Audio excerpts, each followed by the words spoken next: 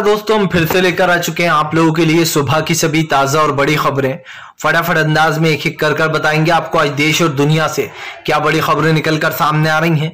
लेकिन उससे पहले दोस्तों एक नजर डालेंगे सुर्खियों पर। प्रधानमंत्री नरेंद्र मोदी के ऊपर गरजे राहुल गांधी, बोले फिलहाल देश में महिलाओं की सुरक्षा को लेकर पीएम मोदी चूक गए।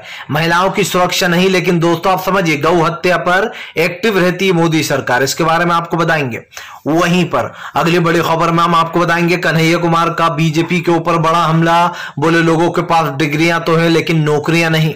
वहीं पर अगली बड़ी खबर में हम आपको बताएंगे दोस्तों, जी हां दरअसल आपको बता दें अरविंद केजरीवाल का बीजेपी के ऊपर बड़ा हमला, बोले इनकी नीयत खराब है, ये कभी नहीं लागू करेंगे सिविल सूट। दरअसल आपको बताएंगे दोस्तों कि सिविल एक्ट को लेकर अब केजरीवाल भी इसमें कूद गए हैं। वहीं पर अगली बड़ी खबर में हम आपको बताएंगे दोस्तों राहुल गांधी के साथ बीजेपी नेता जो है दोस्तों, उन्होंने जो भद्र टिप्पणी की थी, अब इसके ऊपर कांग्रेस के कई नेताओं का बयान सामने आया। बताएंगे कैसे राहुल गांधी को बदनाम किया जा रहा था। वहीं पर अगली बड़ी खबर में हम आपको बताएंगे दोस्तों, दरअसल आपको बता दें प्रियंका चौधरी, जी हां प्रियंका चौधरी के ऊपर, जो प्रियंका चौधरी शिवसेना की, उन्होंने जमकर फटकार लगाई प्रीति गांधी को और कहा कि तुम सीधी सीधी अपने दादा के नक्शे कदम पर चल रही हो। बताएंगे बीजेपी की नेता ये। वहीं पर अगली बड़ी खबर में हम आपको बताएंगे दोस्तों प्रवेश वर्मा को अधिकारी का मुंहतोड़ जवाब, नहाकर पानी से बताया। दरअसल ये प्रवेश वर्मा वही है दोस्तों जो मुसलमानों के बहिष्कार की बात कर रहा था। अभी हाल ही में 2 दिन पहले इसने एक अधिकारी को फटकार लगाई और बेइज्जती की और बोलने लगा इस पानी तेरे सर पर डालूं, जिसके बाद आज उस अधिकारी ने नहाकर दिखाया, वीडियो वायरल हो गया। वहीं पर अगली बड़ी खबर में हम आपको बताएंगे आजम खान का बीजेपी के ऊपर बड़ा हमला, बोले फिलहाल कोर्ट से पूरी उम्मीद, हाई कोर्ट जाएंगे, सुप्रीम कोर्ट भी जाएंगे, बीजेपी फैला रही है झूठ। वहीं पर अगली बड़ी खबर में हम आपको बताएंगे दोस्तों, जी दरअसल आपको बता दें राहुल गांधी दौड़े दोस्तों, दौड़ते दौड़ते निकले सबसे आगे, वीडियो हुआ सोशल मीडिया पर वायरल। वहीं पर दोस्तों सुप्रीम कोर्ट की ईडी को फटकार, जी हाँ दरअसल आपको बता दें ईडी के ऊपर ही सुप्रीम कोर्ट ने 1 लाख रुपए का जुर्माना ठोक दिया। बताएंगे क्या मामला था। तो सारी खबरें फटाफट अंदाज में देंगे, एक एक कर देंगे। फिलहाल खैर चलिए बढ़ते हैं सबसे पहली और सबसे बड़ी खबर की ओर। दरअसल दोस्तों आपको बता दें प्रधानमंत्री नरेंद्र मोदी के ऊपर गरजे अरविंद केजरीवाल, बोले बीजेपी की नीयत खराब, वो कभी नहीं लागू करेगी सिविल सूट।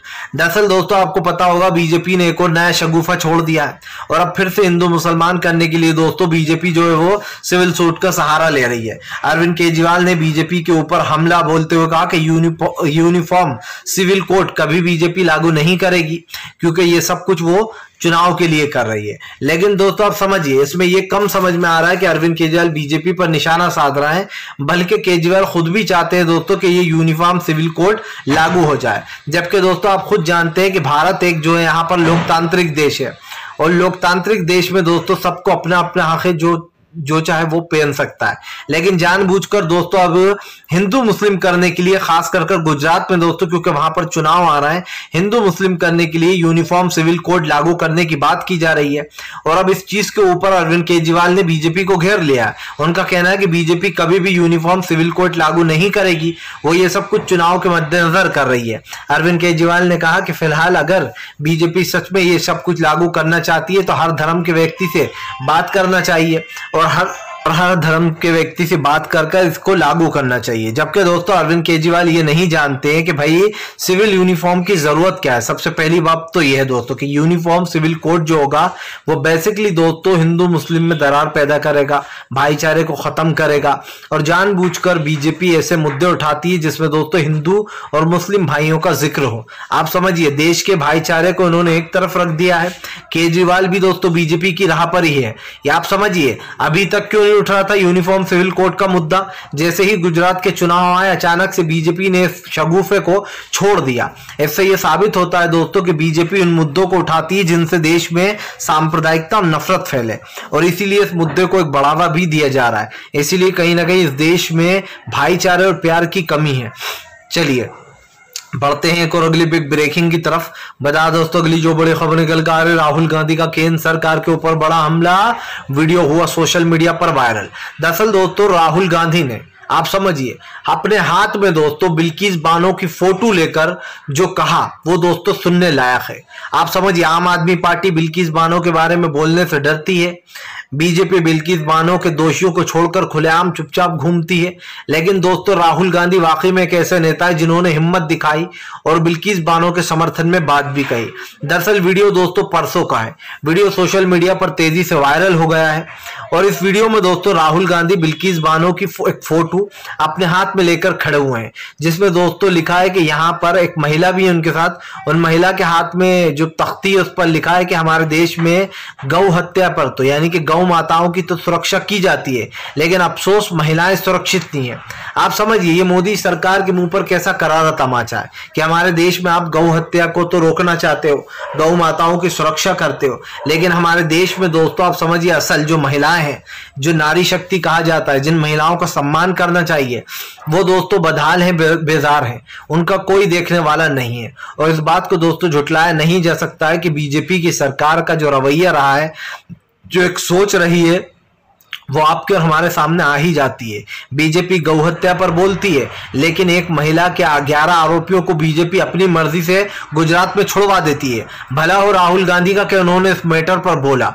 और आप समझिए राहुल गांधी अपने हाथ में जो तख्ती लेकर खड़े हैं उस पर लिखा भी है दोस्तों, हैशटैग बहुत हुआ ये सब कुछ, अब इंसाफ करो। जी हाँ, यानी कि बिल्किस को इंसाफ दो, जो उसके 11 रेपिस्ट आरोपियों को छोड़ा गया उनको फिर से जेल भेजो। और अगर दोस्तों हमारे देश में महिलाओं का ही सम्मान नहीं होगा तो फिर आप समझ सकते हैं कि इस देश की अखंडता और जो ढोंग करती है मोदी सरकार महिला का दोस्तों, वो कहीं ना कहीं खुल जाती है इनकी पोल, और खुल गई है। महिलाओं के सम्मान की बात तो करते हैं, लेकिन अफसोस कि हमारे देश में दोस्तों महिलाओं का सम्मान नहीं होता। उत्तर प्रदेश में आए दिन दोस्तों दुष्कर्म होते हैं, आए दिन ऐसी घटनाएं होती है, लेकिन उसके ऊपर शिकंजा नहीं कसा जा रहा है और उत्तर प्रदेश नंबर 1 बन गया है इन चीजों में। चलिए बढ़ते हैं एक और अगली बिग ब्रेकिंग की तरफ। बता दोस्तों के लिए जो बड़ी खबर निकल कर आ रही है, आपको बता दोस्तों राहुल गांधी को नीचा दिखाने के लिए दोस्तों प्रीति गांधी ने किया बेशर्मी वाला पोस्ट, तो भड़क उठे कांग्रेस के दिग्गज नेता, प्रीति गांधी को लगाई जमकर फटकार। जी हाँ, अब आप सोच रहे होंगे दोस्तों प्रीति गांधी कौन है। दरअसल दोस्तों प्रीति गांधी एक बीजेपी की प्रवक्ता समझ लीजिए या बीजेपी की इनको राज्यसभा सांसद समझ लीजिए। बेसिकली ये दोनों ही काम करती हैं। ये दोस्तों अपने मुंह से गंद निकालती हैं और हमेशा गंदगी ही बोलती हैं। प्रीति गांधी ने दोस्तों एक पोस्ट लिखा, आपको पता होगा कि राहुल गांधी का कल से न्यूज़ों पर भी चल रहा है कल से, लेकिन इसमें एक नई चीज ऐड हुई है, वो मैं आपको बताता हूं। दरअसल 2 दिन से राहुल गांधी की एक पोस्ट सोशल मीडिया पर तेजी से वायरल हो रही है, जिसमें दोस्तों राहुल गांधी एक महिला व्यक्ति का हाथ पकड़कर जो यहाँ पर आगे बढ़ रहा है। अब आप सोच रहे होंगे कि ये महिला जो है दोस्तों वो कौन है और इस महिला का नाम क्या है, लेकिन दोस्तों आपको बता दें इस फोटो को लेकर प्रीति गांधी जो है यहाँ पर बदनाम करना चाहती थी राहुल गांधी को, लेकिन दोस्तों उल्टा हो गई खुद। और ये इस भारत जोड़ो यात्रा में ये तीसरी बार है जब बीजेपी ने राहुल को बदनाम करने की कोशिश की तो उल्टा खुद बीजेपी ही बदनाम हो गई। दरअसल दोस्तों आपको बता दें अचानक राहुल गांधी जो है कल तेलंगाना में अपनी यात्रा निकाल रहे थे और उस दौरान अचानक से दोस्तों पूनम कौर नाम की ये जो एक्टर है जिनका राहुल गांधी हाथ थामे हुए हैं, ये आ गई। राहुल गांधी ने देखकर चौंक गए। आपको बता दें राहुल गांधी की भारत जोड़ो यात्रा में शामिल हुई और उन्होंने राहुल गांधी से कुछ बात भी की जिन लोगों के बारे में, तो राहुल ने आश्वासन दिलाया कि जब इनकी सरकार आएगी तो वो इस चीज को बिल्कुल सुरक्षित करेंगे और जीएसटी भी हटा देंगे। अब दोस्तों इस फोटो को लेकर बीजेपी नेता तरह तरह के भद्दे उन्होंने कमेंट करना शुरू कर दिए, जिसके बाद आपको बता दें जो जयराम रमेश है कांग्रेस के दिग्गज नेता, उन्होंने लिखा कि आपका दिमाग खराब हो चुका है, आपके दिमाग में सिर्फ और सिर्फ गंदगी भरी हुई है। ये कमेंट कर उन्होंने प्रीति गांधी को टैग किया। और उसके बाद पवन खेड़ा ने लिखा इस महिला का दिमाग खराब हो चुका है, ऐसे पागल खाने में भर्ती करा दिया जाए। और भी उन्होंने कई बातें लिखी। उसके बाद दोस्तों शिवसेना की प्रियंका चतुर्वेदी है, उन्होंने कहा कि एक तरफ तो आपके प्रधानमंत्री महिला सम्मान की बात करते हैं पीएम नरेंद्र मोदी, दूसरी तरफ आप बीजेपी की पार्टी की महिला नेत्री होकर ही एक महिला का अपमान कर रही हैं। वहीं पर दोस्तों उसके बाद एक कमेंट और हुआ जो कि खुद दोस्तों पूनम कौर ने किया, जो राहुल गांधी का हाथ पकड़े हुए हैं, जो कि एक एक्टर है।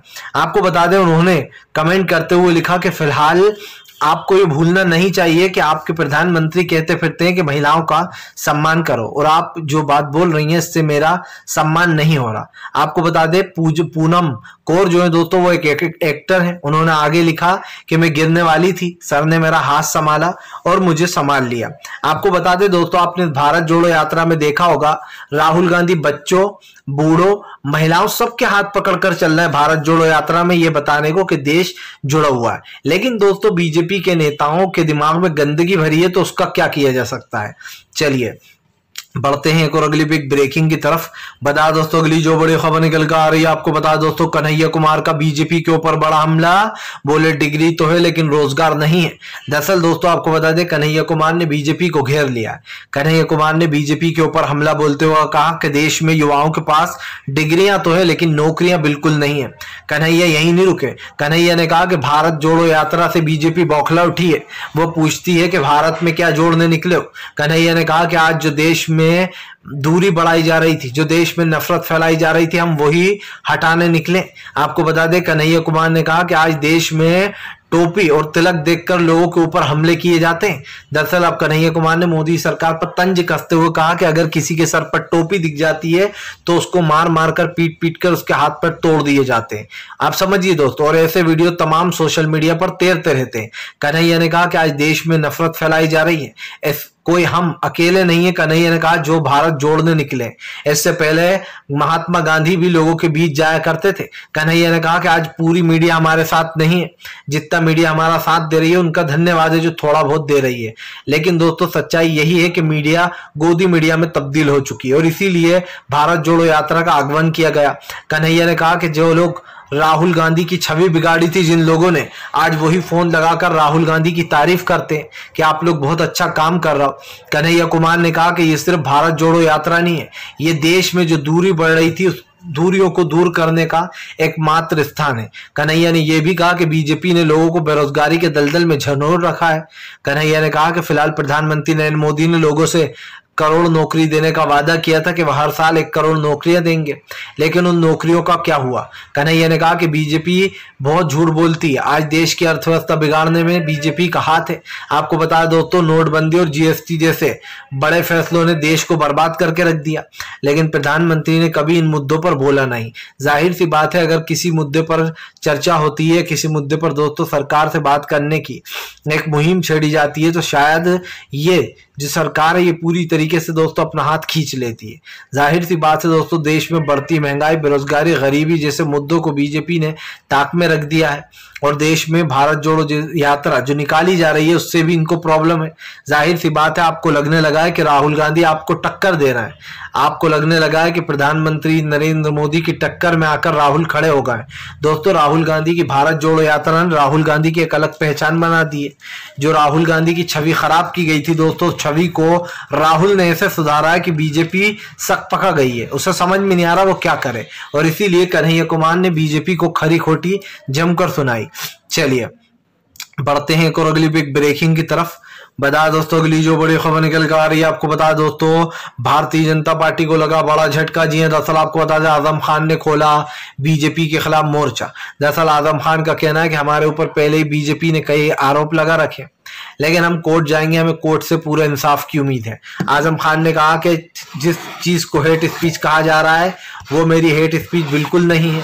आजम खान ने कहा कि हमें 3 साल की सजा सुनाई गई है, लेकिन दोस्तों आप समझिए बीजेपी के नेता आए दिन इस तरीके की भाषा, इस तरीके की विवादित बयान का यूज करते हैं और आजम खान को दोस्तों 3 साल की सजा देने का। दोस्तों जाहिर सी बात है देश में बढ़ती महंगाई, बेरोजगारी और गरीबी ये देश के सबसे बड़े मुद्दे हैं, लेकिन दोस्तों इन मुद्दों से सरकार कहीं ना कहीं पूरी तरीके से फेल हो चुकी है।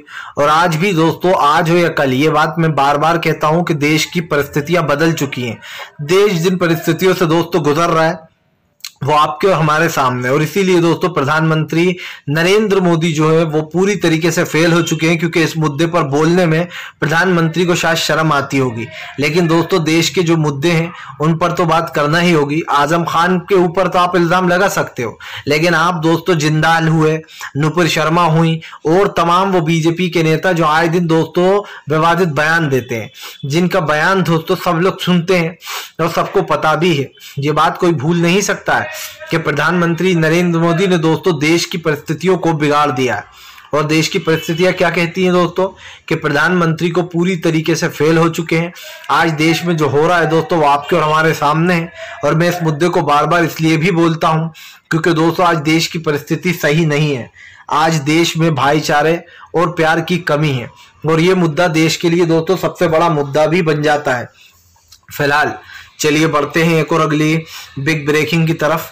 बता दोस्तों अगली जो बड़ी खबर निकल कर आ रही है, आपको बता दें दोस्तों, देश में प्रधानमंत्री नरेंद्र मोदी और ईडी, ये दो नाम बड़े जोड़े जाते हैं, लेकिन दोस्तों ईडी के ऊपर सुप्रीम कोर्ट ने 1 लाख रुपए का जुर्माना ठोक दिया है। अक्सर हमने दोस्तों विपक्ष के नेताओं को ये कहते हुए सुना है कि ईडी हमेशा विपक्ष के ऊपर कार्रवाई करती है बीजेपी के कहने पर। ईडी, सीबीआई, एनआई, ये 3 चीज काफी बदनाम है दोस्तों। साफ दिखाई दे रहा है देश में बढ़ती बेरोजगारी, महंगाई, गरीबी, इन जैसे मुद्दों पर बात नहीं होती, लेकिन मोदी सरकार इन मुद्दों से दोस्तों अपना पल्ला जरूर झाड़ लेती है। इसलिए प्रधानमंत्री नरेंद्र मोदी कहीं ना कहीं दोस्तों पूरी तरीके से घिर चुके हैं, और साफ है ये दोस्तों, ये साफ है कि फिलहाल प्रधानमंत्री को एक बड़ा झटका यहां पर लगता हुआ नजर आ रहा है। फिलहाल दोस्तों हम तो यही कहेंगे कि फिलहाल देश की गिरती अर्थव्यवस्था को लेकर भी देश में इस तरीके की चीजें होना चाहिए, प्रधानमंत्री को इस पर बोलना चाहिए। लेकिन अफसोस की बात यह है दोस्तों कि हमारे देश के प्रधानमंत्री हर मुद्दे पर बोलते हैं, लेकिन जो मेन मुद्दे उनको खा जाते हैं। चलिए बढ़ते हैं एक और अगली बिग ब्रेकिंग की तरफ। बता दोस्तों अगली जो बड़ी खबर निकल कर आ रही है, असदुद्दीन ओवैसी का बीजेपी के ऊपर बड़ा हमला।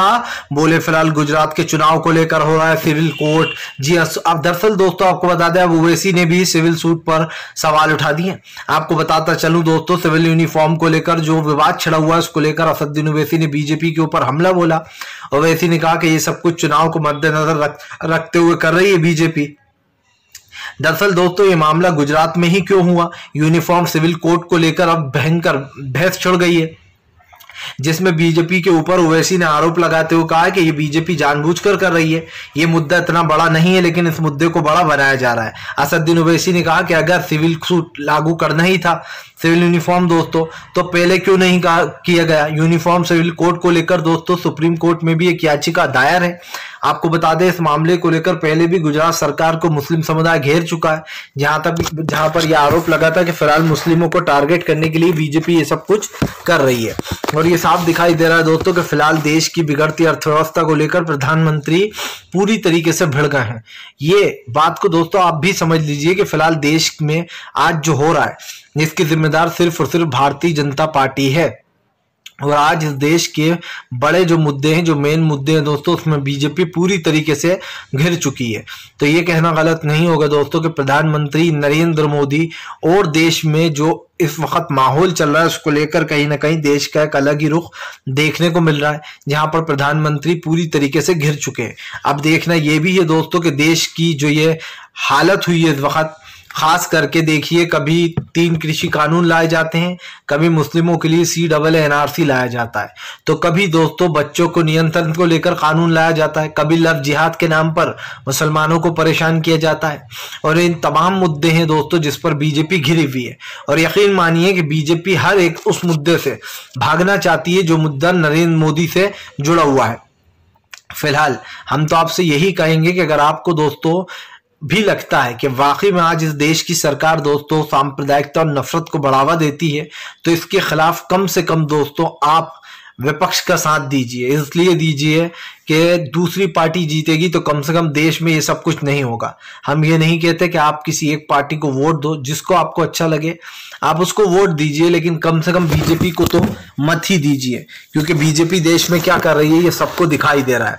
आप देख लीजिए, इससे पहले भी नुपुर शर्मा जैसे लोग कई बेहुदा बयान दे चुके हैं, बेतुके बयान दे चुके हैं, लेकिन उनके ऊपर कार्रवाई की मांग या फिर कार्रवाई अब तक नहीं हुई। और अफसोस की बात यही है दोस्तों कि देश में अगर इस तरीके का माहौल चलेगा जहां पर सरकार के ऊपर सवाल तो उठेंगे लेकिन सरकार उन मुद्दों पर बोलेगी नहीं, तो फिर आप भी समझ सकते हैं कि सरकार की नीयत में खोट है और सरकार उन मुद्दों को उठाना ही नहीं चाहती है जिन मुद्दों से दोस्तों ये मामला पूरा निकलकर सामने आया है। फिलहाल हम सबकी राय जानते हैं, आपकी भी राय जानना चाहेंगे। आप क्या सोचते हैं इस बारे में कि यूनिफॉर्म सिविल कोड लागू होना चाहिए या फिर नहीं होना चाहिए, जरूर कमेंट बॉक्स में बताएं। वीडियो अच्छा लगे तो लाइक करें, चैनल पे पहली बार आए सब्सक्राइब जरूर।